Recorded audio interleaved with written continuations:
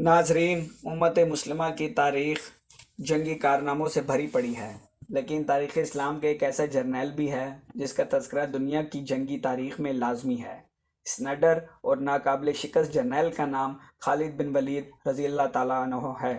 حضرت خالد بن ولید کی مثال کامیابیوں کی وجہ سے رسول اللہ نے سیف اللہ یعنی اللہ کی تلوار کے لقب سے نوازا۔ آج ہم آپ کے لیے حضرت خالد بن ولید کے کارناموں اور شجاعت کی بے مثال داستان لے کر آئے ہیں، جو بلا شبہ شمشیر بے نیام تھے۔ لیکن ویڈیو میں آگے بڑھنے سے پہلے آپ ہمارے چینل کو سبسکرائب کر لیں۔ وہ مسافر عرب کے صحرا میں اکیلے چلا جا رہا تھا۔ عرب کا وہ علاقہ جہاں مکہ اور مدینہ واقع ہیں بڑا ہی خوفناک صحرا ہوا کرتا تھا۔ جھلسا دینے والا ریگستان، ایک تو صحرا کی اپنی صحبتیں تھیں، دوسرا خطرہ راہزنوں کا تھا۔ مسافر قافلوں کی صورت میں سفر کیا کرتے تھے، لیکن یہ مسافر اکیلے چلا جا رہا تھا۔ وہ اعلیٰ نسل کے جنگی گھوڑے پر سوار تھا۔ اس کی ذرہ گھوڑے کی زن کے ساتھ بندھی ہوئی تھی، اس کی کمر سے تلوار لٹک رہی تھی اور اس کے ہاتھ میں برچھی تھی۔ اس زمانے میں مردوں کے قد دراز، سینے چوڑے اور جسم گھٹے ہوئے ہوتے تھے۔ یہ اکیلا مسافر بھی انہی مردوں میں سے تھا، مگر جس انداز سے وہ گھوڑے کی پیٹھ پر بیٹھا تھا اس سے پتہ چلتا تھا کہ وہ شاہ سوار ہے اور کوئی معمولی آدمی نہیں۔ اس کے چہرے پہ ہلکا سا بھی خوف کا تاثر نہیں تھا کہ راہزن اس کو لوٹ نہ لیں یا اس سے اچھی نسل کا گھوڑا چھین نہ لیں۔ اس کے چہرے پہ جو تاثر تھا وہ قدرتی نہیں تھا۔ وہ کچھ سوچ رہا تھا، یادوں سے کچھ دل بہلا رہا تھا، کچھ یادوں کو ذہن میں دفن کرنے کی کوشش کر رہا تھا۔ آگے ایک گھاٹی آ گئی، گھوڑا چڑھتا چلا گیا، خاص بلندی پہ جا کر زمین ہموار ہوئی۔ سوار نے گھوڑا روک کر اسے گھمایا اور رکابوں پر کھڑے ہو کر پیچھے دیکھا۔ اسے مکہ نظر نہ آیا۔ مکہ افق کے نیچے چلا گیا تھا۔ ابو سلمان، اسے جیسے آواز سنائی دی، اب پیچھے نہ دیکھو، مکہ کو اب ذہن سے اتار دو، تم مرد میدان ہو، اپنے آپ کو دو حصوں میں کٹنے نہ دو، اپنے فیصلے پر قائم رہو، تمہاری منزل مدینہ ہے۔ اس نے مکہ کی سمت سے نگاہ ہٹا لی، گھوڑے کا رخ مدینہ کی طرف کیا اور باغ کو ہلکا سا جھٹکا دیا۔ گھوڑا اپنے سوار کے اشارے سمجھتا تھا، اپنی نپی تلی چال چل پڑا۔ سوار کی عمر 43 برس تھی، لیکن وہ اپنی عمر سے جوان لگتا تھا۔ سلمان اس کے بیٹے کا نام تھا، الولید اس کے باپ کا نام، مگر سوار نے خالد بن ولید کہلوانے کی بجائے ابو سلمان کہلوانا زیادہ پسند کیا۔ اسے معلوم نہیں تھا کہ تاریخ اسے خالد بن ولید کے نام سے یاد رکھے گی اور یہ نام اسلام کی عسکری روایات اور جذبے کا دوسرا نام بن جائے گا۔ مگر 43 برس کی عمر میں جب حضرت خالد مدینہ کی طرف جا رہے تھے، اس وقت وہ مسلمان نہیں تھے۔ چھوٹی جھڑپوں کے علاوہ مسلمانوں کے خلاف دو بڑی جنگیں، جنگ احد اور جنگ خندق لڑ چکے تھے۔ جب رسول خدا صلی اللہ علیہ وآلہ وسلم پر 610 عیسوی بروز سموار پہلی وحی نازل ہوئی، اس وقت خالد کی عمر 24 سال تھی۔ اس وقت تک وہ اپنے قبیلے بنو مخزوم کا قائد بن چکا تھا۔ بنو مخزوم قریش کے چند ایک معزز خاندانوں میں سے قابل خاندان شمار ہوتا تھا۔ قریش کے لوگ خالد کے والد ولید کے فیصلے مانتے تھے۔ 24 برس کی عمر میں یہ حیثیت خالد کو بھی حاصل ہو گئی، مگر اس حیثیت کو ٹھکرا کر خالد مدینے کو جا رہا تھا۔ وہ محسوس کرتا جیسے اس کی ذات سے کوئی قوت اس کو پیچھے دھکیل رہی ہے۔ وہ اس قوت کے اثر کو محسوس کرتا، اس کی گردن پیچھے کو مڑ جاتی، لیکن اس کی اپنی ذات سے ایک آواز اٹھنے لگتی، دیکھو خالد، تو ولید کا بیٹا ہے، مگر وہ مر گیا ہے۔ اس کے ذہن میں دو نام اٹک گئے تھے، محمد رسول اللہ صلی اللہ علیہ وآلہ وسلم جو ایک دین لے کر آئے تھے، اور الولید جو خالد کا باپ تھا، جو آپ صلی اللہ علیہ وسلم کے دین کا بہت بڑا دشمن تھا۔ باپ یہ دشمنی ورثے کے طور پر خالد کے حوالے کر کے دنیا سے چلا گیا۔ خالد کے گھوڑے نے پانی کی مشک پر اپنا ہی رخ بدل لیا۔ خالد نے ادھر ادھر دیکھا، اسے گول دائرے میں کھجوروں کی جھاڑی نما درخت نظر آئے۔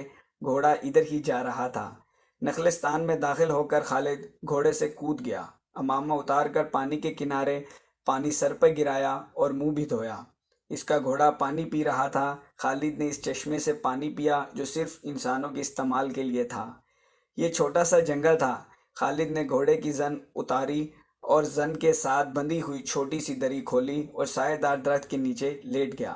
وہ تھک چکے تھے اور تھوڑی دیر سونا چاہتے تھے، مگر ان کے ذہن میں جو یادوں کا سمندر چل پڑا وہ اسے سونے نہیں دے رہا تھا۔ اسے 7 سال پہلے کا ایک دن یاد آ گیا، جب اس کے جب اس کے عزیزوں نے محمد رسول اللہ صلی اللہ علیہ وآلہ وسلم کو قتل کرنے کا منصوبہ بنایا تھا۔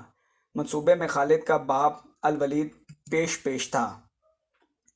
ستمبر 622 عیسوی کی ایک رات تھی۔ قریش نے رسول خدا کو سوتے ہوئے قتل کرنے کا ارادہ کیا اور ایسے آدمی چنے تھے جو انسانوں کے روپ میں وحشی اور درندے تھے۔ خالد قریش کے خاندان سے تھا۔ اس وقت اس کی عمر 27 سال تھی۔ وہ حضور کے قتل کی سازش میں شریک تھا، لیکن وہ قتل کیے جانے والے گروہ میں شامل نہیں تھا۔ اسے 7 سال پہلے کی ایک گزری ہوئی رات یاد آ گئی۔ وہ اس سازش پر خوش بھی تھا اور ناخوش بھی۔ خوش اس لیے کہ اس کے اپنے قبیلے ہی کے ایک آدمی نے اس کے مذہب کو، جو بت پرستی تھی، باطل کہہ دیا اور اپنے آپ کو خدا کا پیغمبر کہہ دیا۔ ایسے دشمن کے قتل پر خوش ہونا فطری بات تھی، اور وہ ناخوش اس لیے تھا کہ وہ اپنے دشمن کو للکار کر آمنے سامنے کی لڑائی کرنے کا قائل تھا۔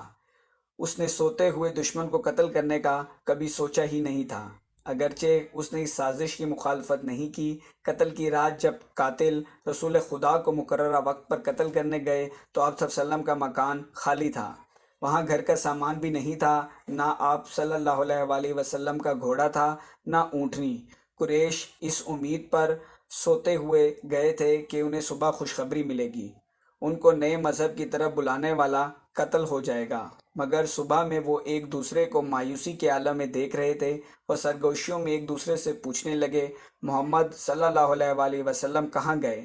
رسول اللہ قتل سے بہت پہلے ہی اپنے قتل کی سازش سے آگاہ ہو کر یثرب یعنی مدینہ کو ہجرت کر گئے تھے۔ صبح تک آپ صلی اللہ علیہ وسلم بہت دور نکل گئے تھے۔ خالد کے ذہن میں یادیں پھوٹتی چلی آ رہی تھی۔ یوں خالد 16 برس پیچھے ماضی میں چلے گئے۔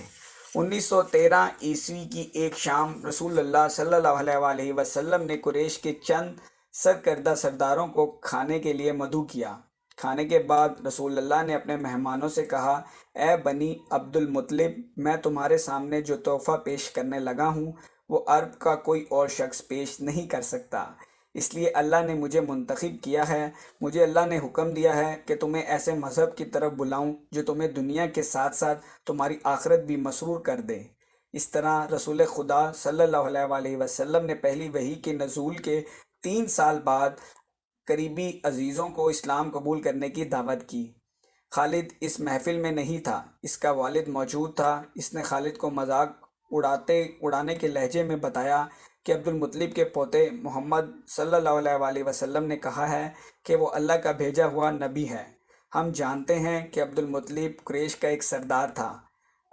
الولید نے اپنے بیٹے خالد سے کہا، بے شک محمد صلی اللہ علیہ وآلہ وسلم کا خاندان اعلیٰ حیثیت رکھتا ہے، لیکن نبوت کا دعویٰ اس خاندان کا کوئی فرد کیوں کہے؟ اللہ کی قسم، میرے خاندان کا رتبہ کسی سے کم نہیں۔ نبوت کا دعویٰ کر کے کوئی ہم سے اونچا ہو سکتا ہے؟ خالد نے پوچھا، آپ نے کیا جواب دیا؟ الولید نے کہا، پہلے تو ہم سب خاموش ہو گئے اور پھر ہنس پڑے، لیکن محمد صلی اللہ علیہ وآلہ وسلم کے چچا زاد بھائی علی نے محمد کی نبوت کو قبول کر لیا ہے۔ خالد ابھی تک اپنے باپ کی ہنسی کو بھولا نہیں تھا۔ خالد کو 629 عیسوی کے ایک روز مکہ اور مدینہ کے راستے میں ایک نخلستان میں لیٹے ہوئے وہ وقت یاد آ رہا تھا۔ رسول اللہ صلی اللہ علیہ وآلہ وسلم کی نبوت جن کو قریش کے سردار قبول نہیں کر رہے تھے، مگر لوگ آپ صلی اللہ علیہ وسلم کی دین کو قبول کرتے چلے گئے۔ ان میں اکثریت نوجوانوں کی تھی۔ بعض مفلس لوگوں نے بھی اسلام قبول کر لیا۔ نبی کریم صلی اللہ علیہ وآلہ وسلم کا حوصلہ بلند تھا اور آپ تبلیغ اسلام شروع کر دی۔ آپ بت پرستی کے خلاف تھے۔ مسلمان ان 360 بتوں کا مذاق اڑاتے تھے جو کعبہ کے اندر اور باہر رکھے ہوئے تھے۔ طلوع اسلام سے پہلے عرب ایک خدا کو مانتے تھے، مگر پوجتے بتوں کو تھے۔ انہیں اللہ کے بیٹے اور بیٹیاں مانتے تھے۔ وہ ہر بات پر اللہ کی قسم کھاتے تھے۔ قریش کے سرداروں نے دیکھا محمد کا دین مقبول ہوتا جا رہا ہے، تو انہوں نے آپ صلی اللہ علیہ وسلم کی تبلیغ کے خلاف محاذ بنا لیا اور مسلمانوں کا جینا مشکل کر دیا۔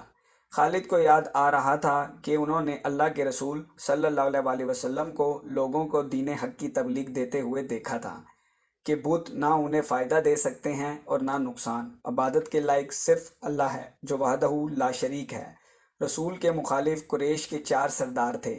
ایک خالد کا والد الولید تھا، دوسرا نبی کریم کا اپنا چچا ابو لہب تھا، تیسرا ابو سفیان اور چوتھا ابو الحاکم تھا جو خالد کا چچا زاد بھائی تھا۔ اس نے مسلمانوں پر بہت ظلم کیا تھا، اس لیے مسلمان اسے ابو جہل کہنے لگے تھے۔ یہ نام اتنا عام ہوا کہ جیسے لوگ اس کا اصل نام ہی بھول گئے۔ تاریخ نے بھی اس پستہ قد، بھینگے اور لوہے کی طرح مضبوط آدمی کو ابو جہل کے نام سے ہی یاد رکھا۔ خالد کو یہ یادیں پریشان کرنے لگی، شاید شرمسار بھی۔ قریش کے لوگوں نے کئی بار رسول اللہ کے گھر غلاظت پھینکی تھی۔ جہاں کوئی مسلمان اسلام کی تبلیغ کرتا، وہاں قریش کے لوگ پہنچ کر شور شرابہ کرتے۔